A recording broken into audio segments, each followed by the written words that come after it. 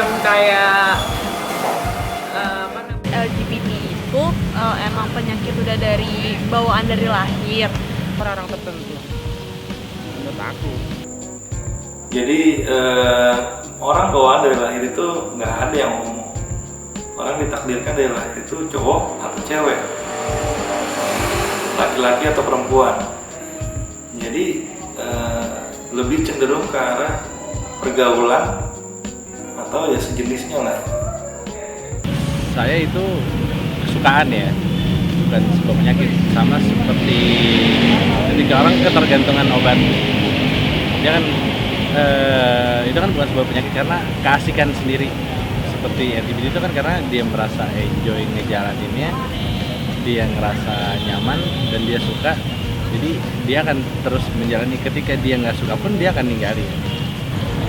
tergantung dari kitanya sih, ada yang pandang penyakit atau enggak, itu emang susah sih. Kalau menurut saya LGBT itu bukan penyakit. Sebenarnya mereka semua sama kita, cuman ada hormon tersendiri yang bikin mereka akhirnya mereka suka sama jenis dan segala macam. Bisa disebut penyakit itu hasil dari kalau mereka bebas kemana-mana, katakanlah free sex, sebenarnya kayak gitu. Cuman kalau untuk setuju atau tidaknya, ya mungkin karena kita negara timur, jadi itu kurang kompatibel di kita, itu aja sih. Sebelumnya saya mau memberikan disclaimer karena saya melihat dari sudut sains, jadi saya melihat dari sudut biologi dalam hal ini ya. Saya ini bukan perkara jujur atau tidak, atau senang atau tidak, baik atau buruk ya, namanya sains ya, apa adanya. Memang ada hal-hal sains yang menurut kita itu tidak nyaman kalau kita dengar, tapi ya faktanya seperti itu. Jadi sekali lagi ini saya bukan berbicara baik buruk atau setuju atau tidak setuju, tapi saya mengungkapkan fakta biologinya. Jadi pada awalnya ya semua dibentuk atau dirubah oleh seks hormon. Kontrol dari seks hormon ini awal mula pembentukan orang itu menjadi laki-laki atau menjadi laki-laki dari yang asal muasalnya perempuan semua. Kita ini sampai 8 minggu usia kita dalam kandungan semuanya perempuan. Ya, laki-laki itu karena ada hormon yang ganggu sehingga sebagian janin yang perempuan itu ada yang menjadi laki-laki. Ya, jadi pada dasarnya kita ini semua perempuan.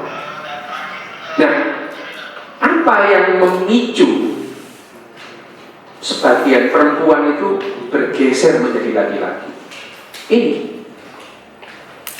pengaruh dari hormon yang ada pada usia kehamilan 8 minggu. Lonjakan hormon testosteron akan memicu beberapa janin yang tadinya perempuan menjadi laki-laki. Ya, ini hormon ini.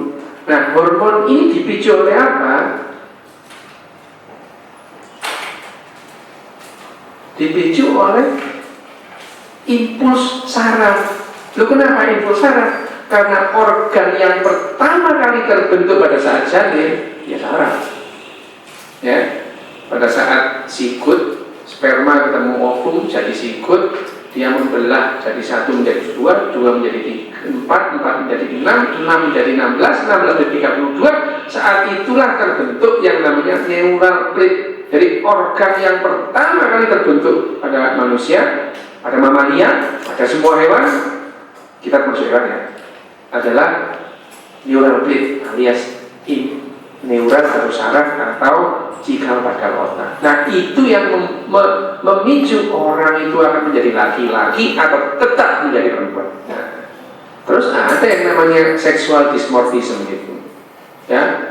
Akhirnya kita bingung ini laki-laki atau perempuan, karena kita itu memisahkan hanya dikotomi, kalau nggak laki-laki ya perempuan ya. Nah, seksual dimorfisme itu ada kelihatannya seperti tadi ini kelihatannya kok perempuan, kalau lihat lihat teteknya gede, payudaranya gede, begitu dilihat loh kok punya penis gitu ya. Nah, ini apa namanya gitu ya. Ya, bisa dilihat dari anatomis atau fisiologis. Fisiologis kenapa? Dia ini perempuan, totali perempuan, ada semuanya, tapi kok nggak menstruasi? Ternyata dia nggak punya ovum. Loh, ini apa? Gitu ya. Atau behavior, atau kognitif, atau juga kualitatif atau kuantitatif. Karena ada kan banyak cowok yang kecewek-cewekan banyak, tapi kecewek-cewekannya juga ada yang kecewek-cewekan banget gitu ya, ada yang ya dikit-dikit aja, kadang-kadang keluar, kadang-kadang enggak gitu.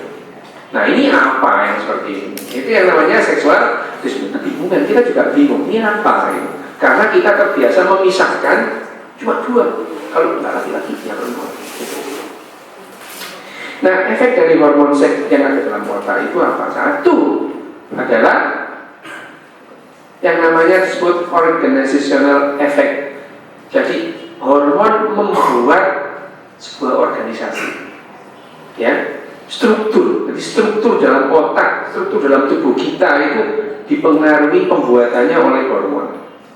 Ya, ini terjadi pada periode-periode tertentu, pada awal-awal pembentukan janin. Terus kemudian ini sifatnya irreversible, tidak bisa dirubah, ya, tidak bisa dirubah. Ya. Terus kemudian, nah ini yang terjadi, yang namanya tadi janin yang awalnya perempuan semua, dia terjadi dua hal, maskulinisasi dan defeminisasi. Ya, jadi ada dua. Ya. Nah, yang ada lagi yang activational effect. Nah, ini efek yang sudah terjadi, misalkan struktur otak kita yang seperti sekarang, pada ada lonjakan hormonal, beda. Saya dengan Mas Daniel ini ya, struktur otaknya beda. Jadi pada saat ada lonjakan hormonal, ada perubahan hormonal, akan berbeda efeknya tiap-tiap orang. Ya. Terus kemudian, ya setiap saat bisa berlaku, ya.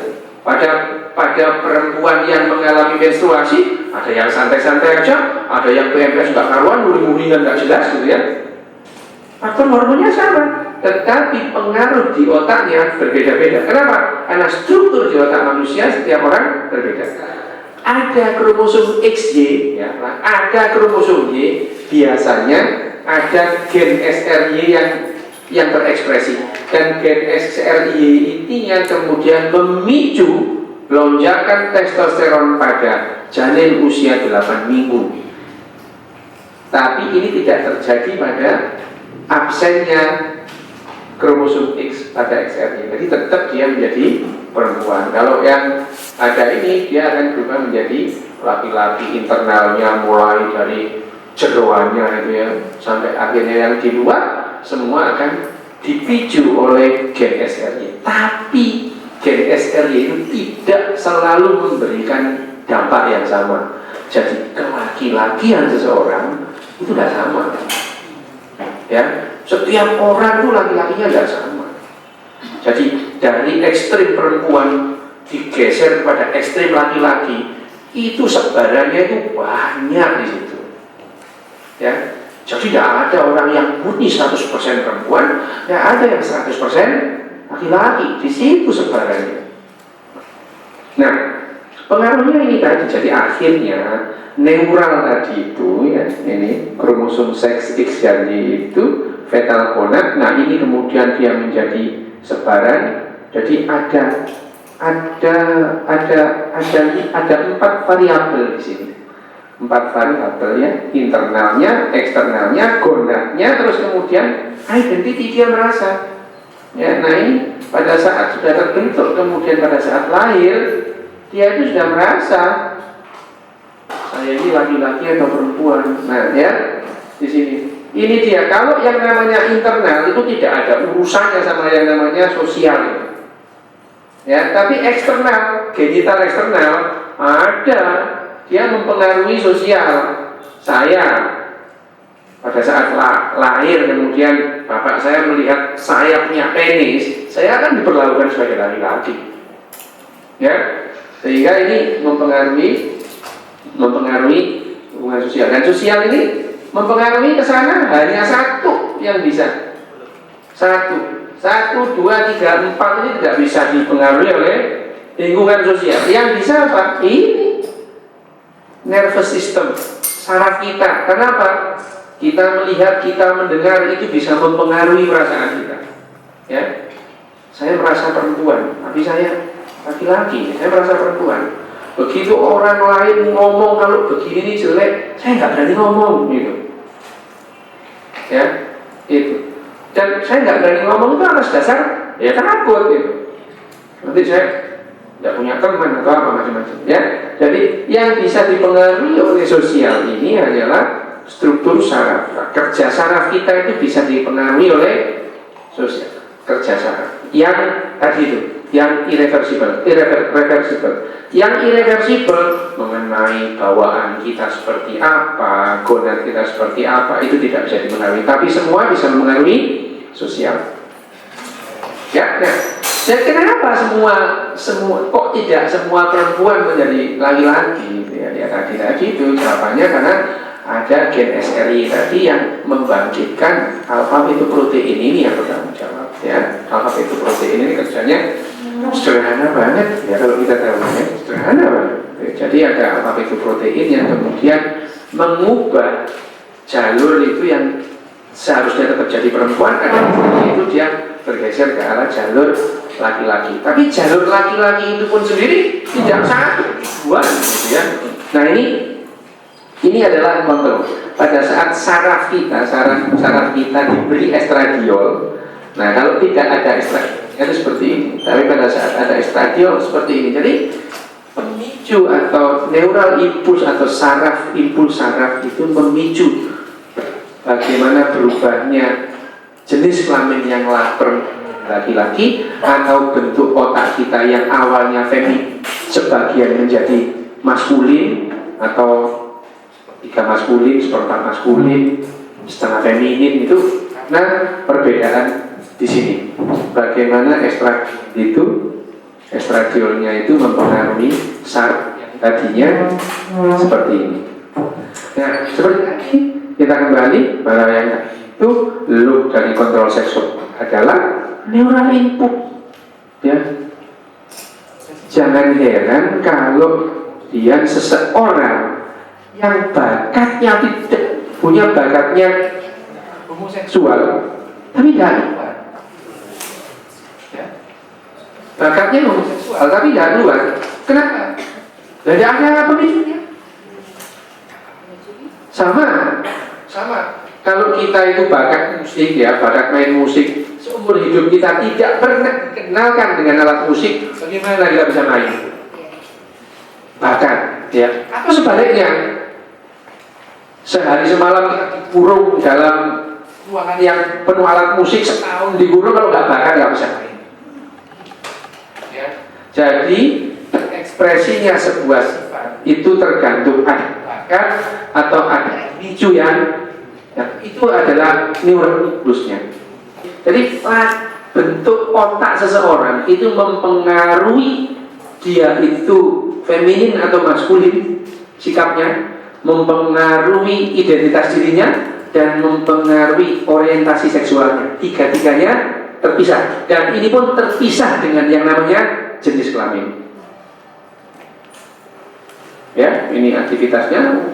Nah, ini yang fenomenal. Fenomenal ini dilakukan oleh Dick Swab pada tahun ini. Ini saya ambil dari Nature tahun 95. Jadi tahun 95 sains sudah tahu bahwa yang namanya orientasi seksual itu ditentukan di tempat yang namanya bagian tengah, central subdivision dari nukleus dari striata terminalis. Kita lihat laki-laki heteroseksual bentuknya sama dengan yang ini, heteroseksual woman itu heteroseksual men, homoseksual men, dan beda. Jadi yang namanya bentuknya laki-laki homoseksual itu sama dengan perempuan yang heteroseksual. Itu mulai tahun 95 kita sudah tahu. Ya. Ini kalau diteruskan panjang saya akhiri aja. Terima kasih. Oke, terima kasih dokter.